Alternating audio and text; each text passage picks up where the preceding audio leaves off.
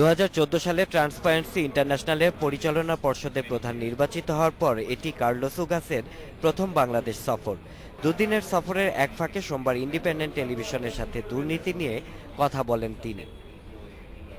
TI প্রধানের মতে দুর্নীতি প্রতিরোধে বাংলাদেশের অবস্থানের অবনতির সবচেয়ে বড় কারণ প্রাতিষ্ঠানিক দুর্বলতা।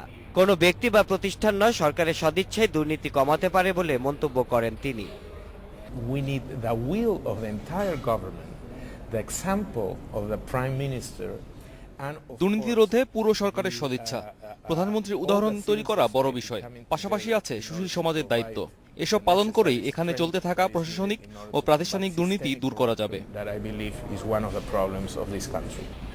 টিআইবি নিয়ে সরকারের সমালোচনার জবাবে উগাস বলেন, বিশ্বব্যাপী এটি ঘটছে। সরকারকে বিব্রত করা টিআইবির লক্ষ্য নয়।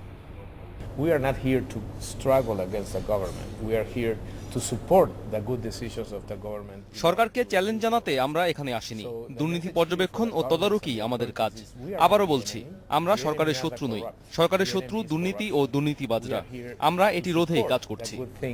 The good actions, the good plans of the government in order to combat corruption.